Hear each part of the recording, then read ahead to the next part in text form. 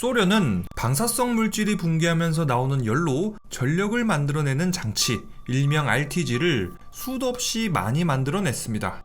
그런데 이 물건은 아주 강력한 방사선을 뿜어내기 때문에 조심히 다뤄줘야 되는데요. 그런데 1991년에 소련이 붕괴하면서 무려 1000개가 넘는 RTG가 분실됐고, 결국 이 RTG에 민간인들이 접촉하면서 여러 번의 방사능 사고가 일어나고 말았습니다. 자, 오늘은 리아 방사능 사고에 대해서 알아보도록 하죠. 2001년 12월 2일, 한치 앞도 보이지 않을 정도로 아주 혹독한 눈보라가 몰아치던 날, 조지아의 한 작은 시골 마을 리아에서 세 남자들은 장작을 구하러 나갔습니다. 그런데 어느새 시간은 너무 늦어져 버렸고, 세 남자는 어두워져가는 산길에서 고민하기 시작했습니다. 야, 아무래도 더 가는 건 힘들 것 같은데 그냥 돌아갈까? 야 임마, 지금 이 날씨에 돌아가다가는 꼼짝없이 얼어 죽어. 길도 제대로 안 보이고 트럭도 완전히 움직이지 않는구만. 아니 근데 이런 날씨 우리 밖에서 버틸 수나 있겠어? 그 얼어 죽기 딱 좋은 날씨구만. 아니 그럼 우차자는 거요. 아니 근데 저게 무엇이야? 세 남자는 아주 요상하게 생긴 원통 2개를 발견했습니다. 그런데 참 희한하게도 원통에서는 정체 모를 연기가 나고 있었고, 원통 근처에 있는 눈은 다 녹아 있었습니다. 세 남자는 이 원통의 정체가 뭔지는 몰라도 이렇게 혹독한 눈보라 속에서 자신들의 목숨을 구해줄 거라고 생각했습니다. 그래서 남자들은 이 원통을 히터 삼아서 하룻밤을 보내기로 했죠. 그런데 이 결정 때문에 두 사람은 병원에 실려가서 무려 2년 동안 치료를 받아야 됐고, 한 명은 영영 일어나지 못하는 비극을 맞이하게 됐습니다. 도대체 이 물건의 정체는 무엇이었을까? 1991년까지 조지아는 소비에트 연방의 일원 중 하나로 소련의 지배를 받고 있었습니다. 소련은 1987년 조지아에 전력을 공급하기 위해서 잉구리강에 수력발전댐을 지었어요. 이 댐은 현재 기준으로도 조지아 전체 전력의 약 30%나 생산할 정도로 중요한 전력 공급원이죠. 1987년 당시에는 조지아의 절반 이상의 전력을 공급할 정도로 정말 중요했죠. 하지만 당시 잉구리 수력발전댐 하나로만 주변 지역의 모든 전력을 충당하기에는 부족했습니다. 그래서 소련은 전력 생산을 늘리기 위해서 쿠도니 수력발전댐을 짓기로 했죠. 그러나 문제가 있었습니다. 두 댐 사이의 거리가 너무 멀다는 것. 현재 기준으로도 도로를 이용했을 때 약 42km가 나와요. 이게 대체 왜 문제냐? 두 댐은 같은 강을 공유하고 있었어요. 그래서 서로 다른 댐이기는 해도 하나의 팀처럼 움직여야 돼요. 만약에 두 댐이 별도의 계획 없이 따로따로 운영된다면 하류에 있는 댐에서는 강물의 양을 조절하기 힘들게 됩니다. 만약에 상류댐이 자기 마음대로 물을 다 방류시키면 하류에서는 홍수가 날 수도 있고 수질 관리가 어려워질 수도 있어요. 그렇다고 상류에서 너무 방류를 안 해주면 하류댐에서는 전력 생산을 못하게 될 수도 있고요. 반대로 만약에 두 댐이 잘 협력한다면 전력 수요에 따라서 물의 흐름과 저장을 잘 관리할 수 있게 돼서 전력 생산 효율을 극대화시킬 수 있습니다. 또 수력발전 시스템의 전체적인 안정성도 높일 수 있어요. 만약에 하나의 발전소에서 문제가 생긴다면 다른 발전소에서 이거를 보완할 수 있으니까요. 자, 그래서 같은 강을 공유하는 수력발전댐이라면 반드시 협력이 필요하다 이 말이에요. 그런데 문제가 있었습니다. 이 지역이 워낙에 깡촌이라서 인구리댐과 쿠도니댐 사이에 전력 공급망이 없었다는 거예요. 그래서 소련은 이렇게 결정했습니다. 이것 때문에 전력망을 까는 건 돈이 너무 많이 들기 때문에 개오바다스키. 차라리 각각의 발전소에 통신망을 깔아서 서로 소통하게 만들자스키. 그런데 말이에요, 이 통신망을 운영하려면 역시나 전기가 필요하단 말이에요. 이 통신망에 필요한 전기는 뭘로 공급할 거냐? RTG라는 물건이 있다스키. 이걸로 각각의 댐에 있는 통신망에 전력을 공급하면 된다스키. 이렇게 하면 훨씬 저렴한 비용으로 서로 간의 소통과 협력이 가능하다스키. 소련 당국은 그렇게 방사성 동위원소 열전기 발전기, 일명 RTG를 8개를 만들기로 했어요. RTG가 뭘까요? 플루토늄 238의 경우에는 핵이 아주 무겁고 양성자와 중성자의 수의 조합이 불안정해요. 그래서 플루토늄 238은 자연적으로 더 안정적이고 낮은 에너지 상태로 가려고 하는 성질을 가지고 있어요. 이때 플루토늄 238은 알파 붕괴를 통해서 2개의 양성자 그리고 2개의 중성자로 이루어진 알파 입자, 즉 헬륨4 원자핵을 방출합니다.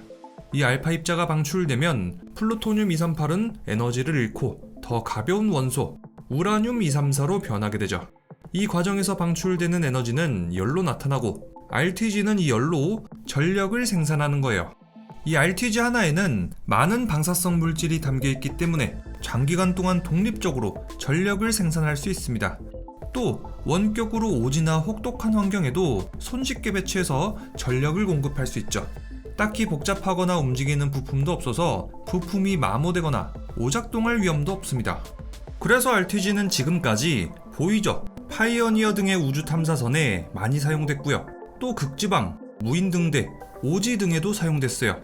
당시 외딴 지역이라고 할 수 있는 쿠도니댐 근방에 잘 어울리는 에너지원인 거죠. 1983년 소련은 스트론튬 90으로 구동되는 RTG 8개를 만들었습니다. 그런데 이 RTG들이 쿠도니 수력발전소에 설치되기 전에 1991년 12월 26일 소련이 붕괴하면서 조지아가 독립하게 됩니다. 이때 수력발전소하고 RTG도 버려지면서 막대한 양의 방사능을 품고 있는 8개의 RTG가 분실됐습니다. 다행스럽게도 1998년에 2개, 99년에 2개를 아무런 사고 없이 발견했는데 나머지 4개의 행방은 오리무중입니다. 자, 이제 다시 거친 눈보라 속에 고립된 세 남자의 그날로 가봅시다. 세 남자가 표류된 지역은 조지아의 인구리댐 근처.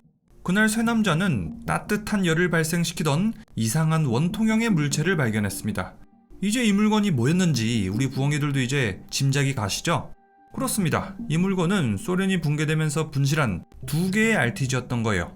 이 사실을 전혀 몰랐던 세 남자. 세 남자는 숲에다가 캠프를 만들고 정체불명의 원통을 난로 삼아 하루를 보내기로 했습니다. 야, 이건 뭔지 몰라도 되게 따뜻하네. 우리 이거 캠프까지 가져갈까?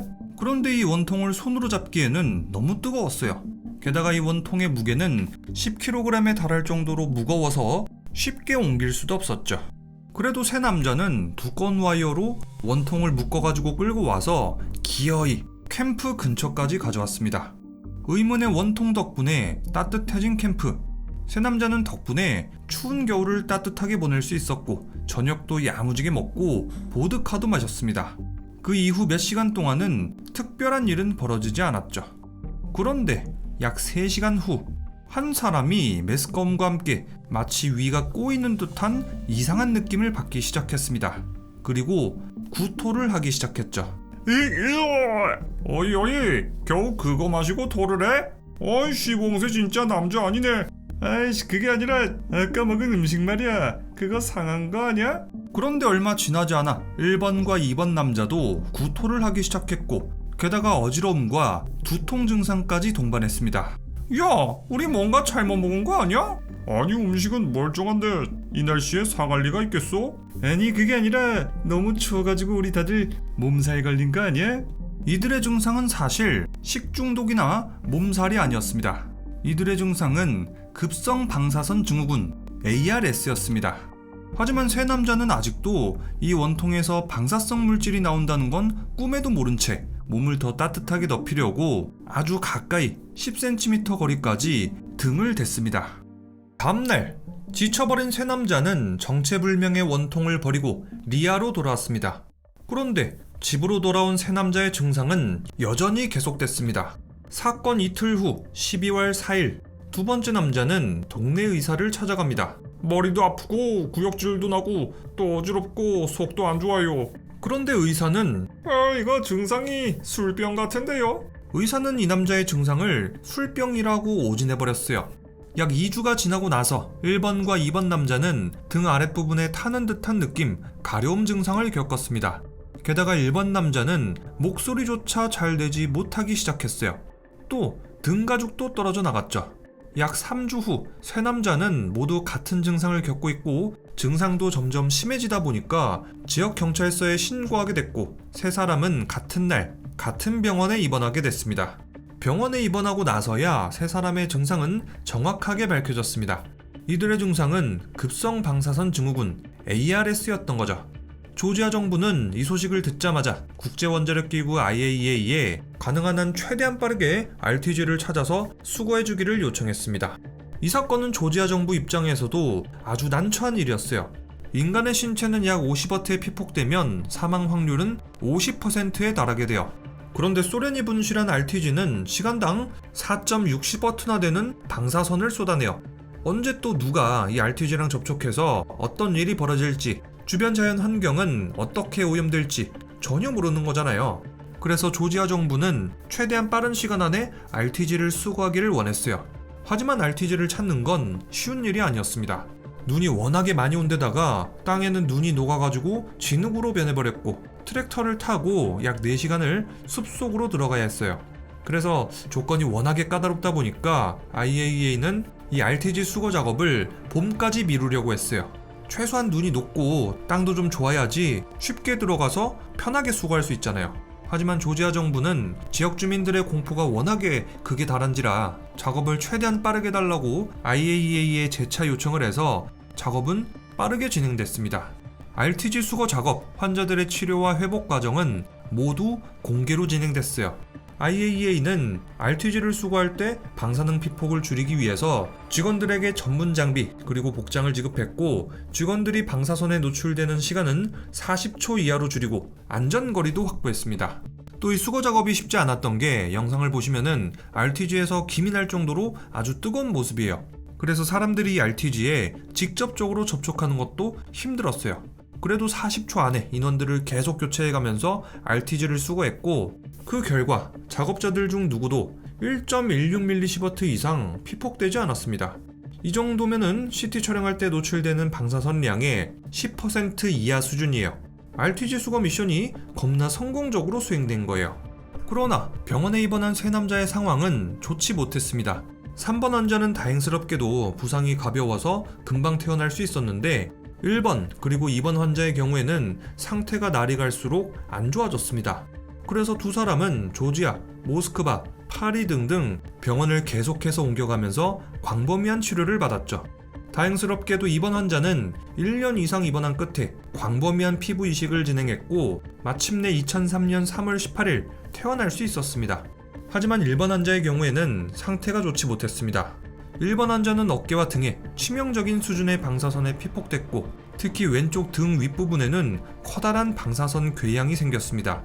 심장과 주요 장기에도 큰 손상을 입었죠. 1번 환자는 집중치료, 항생제 투여, 여러 번의 수술, 피부 이식도 받았지만 상처는 결국 아물지 못했고, 나중에는 폐결핵까지 와가지고 폐가 손상되면서 치료는 더욱 어려워졌습니다. 결국 1번 남자는 처음으로 RTG에 노출된 이후 893일 만에 2004년 5월 13일 신부전으로 사망하고 맙니다. 리아 방사능 사고는 조지아에서 가장 충격적인 방사능 사고 중 하나로 남았습니다. 이것은 소련이 붕괴하고 RTG를 분실하면서 생긴 사고였죠. 그런데 더 무서운 사실이 남아 있습니다. 소련이 붕괴할 때 무려 1000개의 RTG가 그 어떤 보호 조치 없이 분실됐다는 거예요. 그런데 그 중에 300개는 여전히 조지아 전역에 퍼져 있습니다. 조지아 정부는 아직도 찾지 못한 RTG가 어디 있는지 모르고 있습니다.